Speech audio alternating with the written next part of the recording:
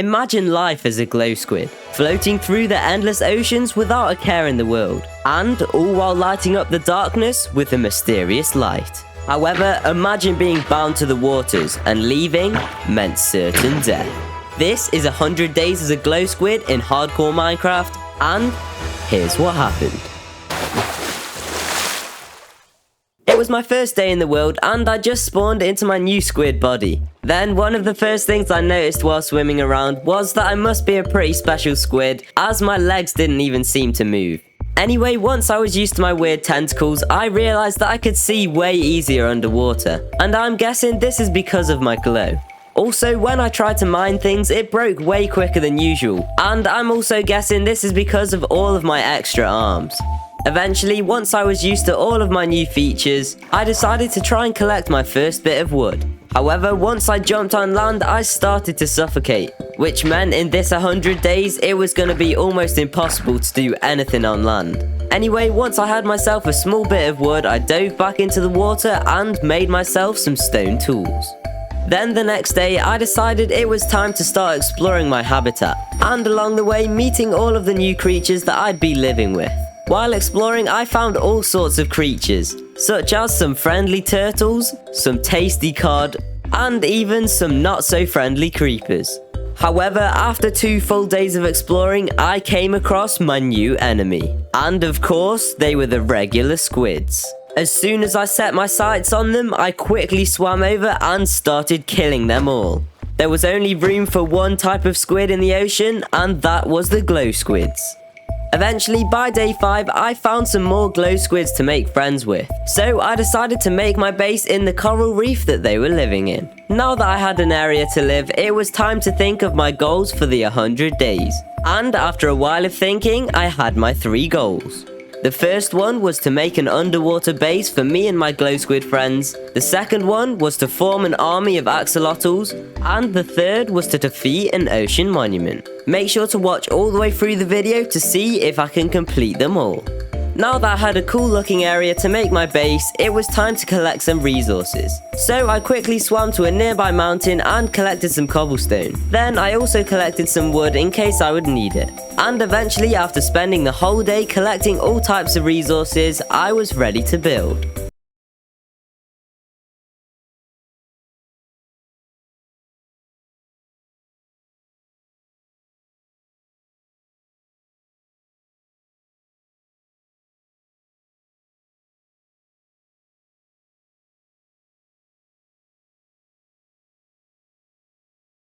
By day 10, my starter base was finally finished. Also, if you're wondering why it took me 3 whole days to make this cave, it's because I also had to get some iron for shears and a bucket so that I could complete the base. Anyway, now that my cave base was finished, I decided to spend some time relaxing inside with my friends. Also, one of the glow squids didn't seem too clever as it kept swimming inside of the wall.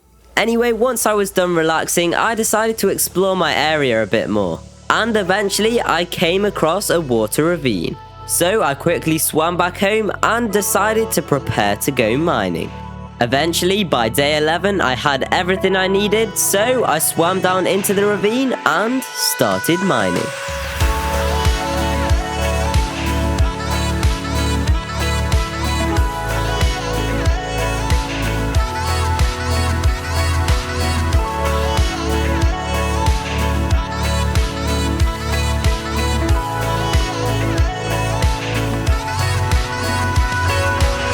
And finally, after 4 long days of mining, I had myself tons of iron and loads of other stuff too. So I quickly left the caves and headed back home. Once I got back on day 15, I quickly smelted up all of my iron, and once it was ready, I made myself a full set of squid armor. Now I'd hopefully be protected against those pesky regular squids. The next morning, I headed back over to the land to try and collect some resources such as wood and sugarcane. But once I got there, I found it extremely hard to collect any resources. Eventually, after a whole day of struggling, I'd only been able to find a small bit of sugarcane. So I decided to spend the next 2 days experimenting to try and find something that would help me survive longer on land. And eventually, after a lot of thinking, I realized that I could just place the water in my bucket down at my feet. And at this point, I felt really stupid. Anyway, now that I had my new method of staying alive, I decided to start exploring the land a bit more, and also collect a lot more sugarcane. Eventually, after exploring for a while, I came across a village, so I quickly rushed in and stole all of their wheat. Also, it seems like one of the villagers was a bit confused why a squid was looting their village. At this point, all the resources in the village were now mine, but just before I went, I wanted to see what a glow squid would look like riding a horse. And eventually, I found out that it looks pretty weird, but not without almost dying. So before I accidentally killed myself, I decided to head back home. Once I got back home on day 20, I decided to spend some more time exploring in the area that I was living in. And eventually, after looking around for a while, I found an ocean monument. I swam towards it to try and scout it out, but soon I was almost instantly killed. That was a close one. After swimming for my life away from the ocean monument, I discovered a glow ink sac in the middle of a bunch of regular squids, which means they must have murdered one of my friends. So without hesitation, I quickly swam in and killed them all. That's what they get for messing with my friends.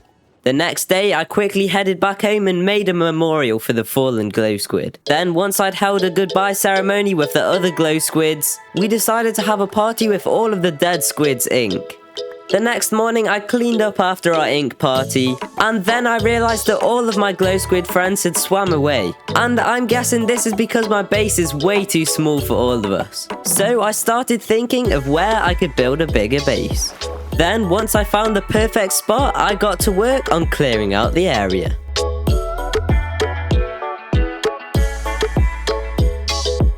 Once the area was cleared out, I spent the next 3 days collecting resources that I would need to build my new base. And eventually, I had everything I would need.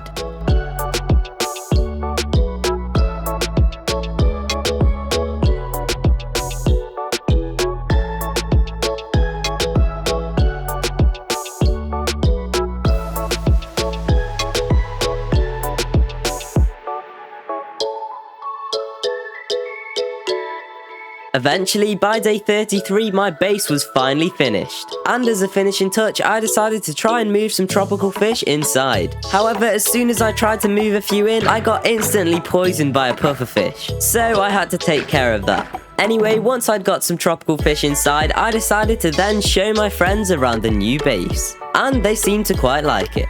I then spent day 34 moving all of my stuff from the cave base into the new house. And once everything was in, I used one of the beds from the village to see if I could sleep underwater. And it turns out I actually could, which looked pretty weird.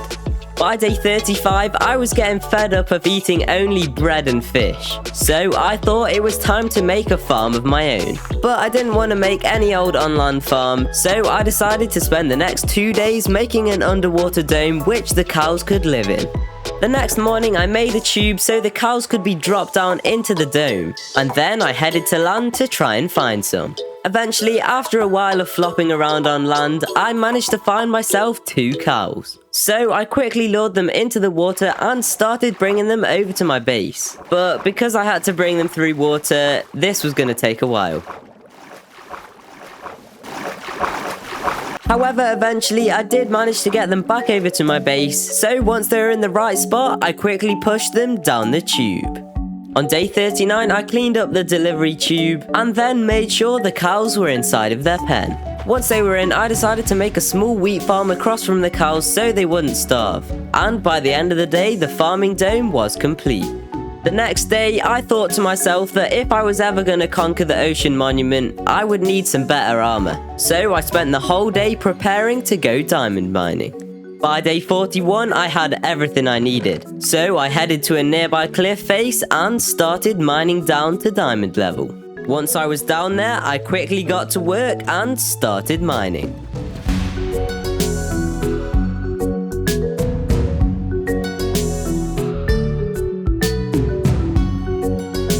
After spending 6 long days down in the mines, I managed to get myself 43 diamonds, which would definitely be enough to make what I needed. Once I got back home on day 47, I crafted a full set of diamond squid armor and tools. Now I'd hopefully be able to conquer the ocean monument. On day 48, I decided to scope out the ocean monument before I attacked. So I found a nearby geode and collected some crystals. Then I crafted up a spyglass and scoped out the monument. Once I knew what I was up against, I quickly headed back home and got some blocks and food prepared. And once I headed back over to the monument, I was ready. Firstly, I quickly swam underneath the ocean monument to hide from the guardians. And then I started breaking my way into the monument. As soon as I entered, I was met with a bunch of angry guardians. And they quickly tried to kill me with their deadly rays. But I managed to break the line of sight and swim away around the pillars. Next, I hastily barricaded myself into a room to try and hide from the guardians. And while I was hiding, I was planning my next move. Once I was ready, I left the safety of the room and started traversing the complicated monument. Eventually, after a while of searching, I managed to find the Elder Guardian room. So I quickly swam down and started my attack. However, before I could get any amount of damage in, I was almost instantly killed and brought down to just 1 heart. In the panic, I quickly grabbed my blocks and blocked myself in, safe from the guardians. But now, I was trapped. I spent the next while tediously breaking my way out of the trap I had created. And eventually, I broke free of the monument. Before I did anything else stupid, I counted myself lucky and left in defeat. Once I got home on day 52, I decided to try and think of some ideas that could help me beat the monument. And after a while of thinking, I thought that my army of axolotls and some enchanted gear could help me beat the ocean monument. So that was my next goal. Firstly, before I could do anything else, I needed to prepare to enchant. So I collected up all the sugarcane I could find and planted it around my area. Hopefully once it was all grown, it would be enough to make a level 30 enchanting table. I spent the next 3 days breeding my cows and waiting for my sugarcane to grow. And while I was waiting in between, I was practicing my killing on some helpless regular squids. Finally, after a lot of breeding and waiting, I had enough leather and sugarcane to make a full enchanting table. So I crafted up everything I needed and made an enchanting area. However, I quickly realized that it wouldn't actually work underwater. So I quickly rebuilt everything on nearby land. Once the enchanting table was relocated, I got to work on enchanting all of my gear. However, I soon ran out of XP, so I was gonna have to get a lot more if I wanted to enchant everything. Day 59 and 60 were spent searching the oceans in search of XP, and eventually I managed to get enough to enchant all of my gear. Luckily, on my boots, I managed to get Depth Strider, which meant I was really fast in the water now. And I even got Respiration on my helmet, so I could spend a bit longer on land. Now that I'd enchanted everything, it was time for the next part of my plan, to get an army of axolotls. So I spent day 61 preparing everything to go out to search for some.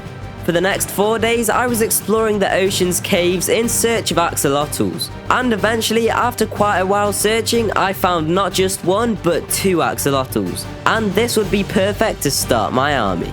Once I got back on day 66, I realized that I would need a place that the axolotls could live. And especially because I managed to find a 3rd one on my way home. So I spent the whole day collecting resources to make them a little habitat.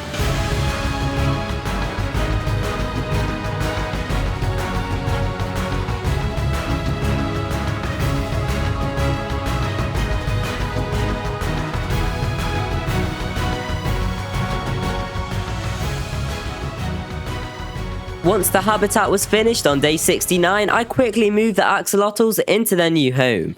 And then I let them have some alone time.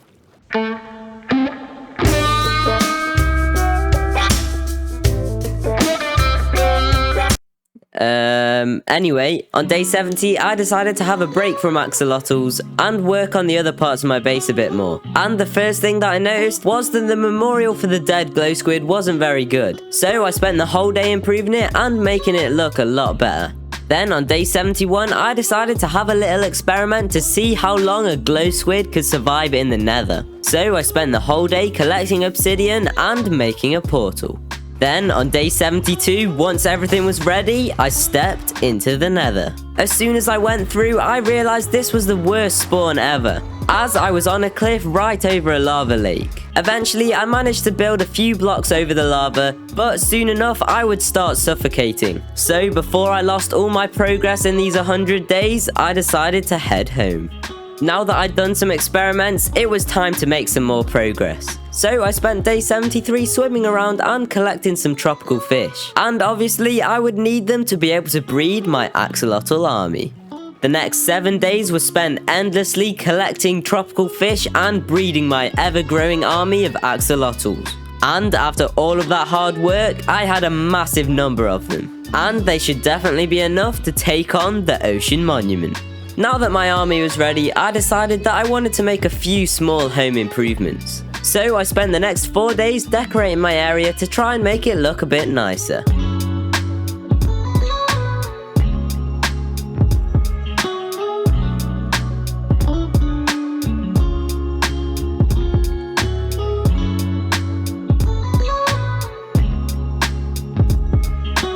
I now had an army of axolotls and a set of fully enchanted diamond armor. But before I could take on the ocean monument, I needed a weapon fit for a squid. So I set off in the search for a trident. After 5 long and agonizing days constantly killing drowns to get their tridents, I finally managed to get one of my own.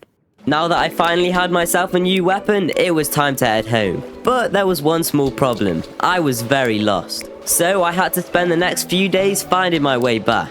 However, on my way back, I came across a den of regular squids. And as soon as I found it, I knew what I had to do. So I marked down the coordinates and kept on searching for my base.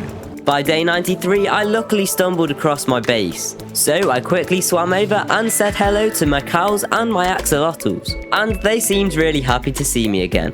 Soon it would be time to take on the ocean monument again, so I decided to let my axolotls out for some practice. I quickly rallied them all up and led them towards the enemy base.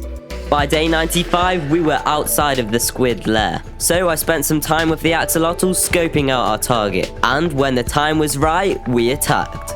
To my surprise, the axolotls killed almost all of the squids instantly. And soon enough, all of the enemy squids were dead. And at this point, I knew my army was ready.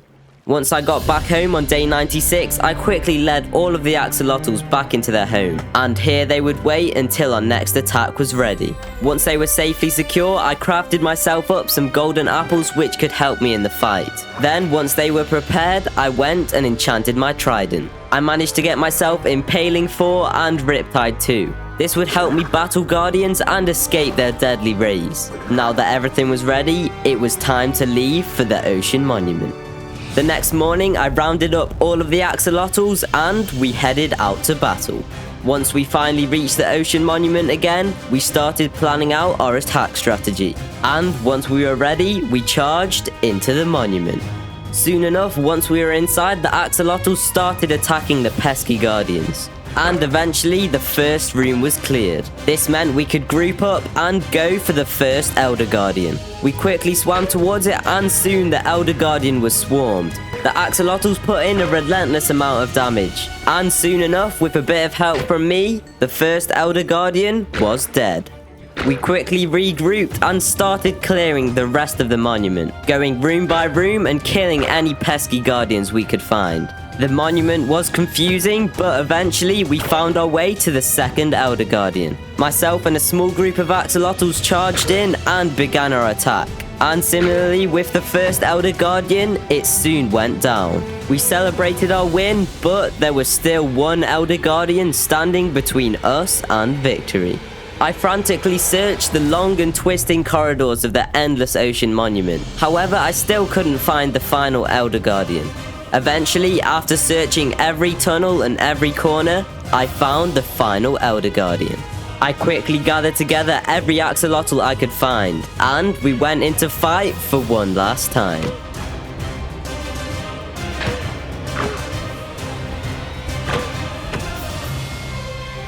The final Elder Guardian was now dead, so with the axolotls now reigning over the ocean monument, I headed back home.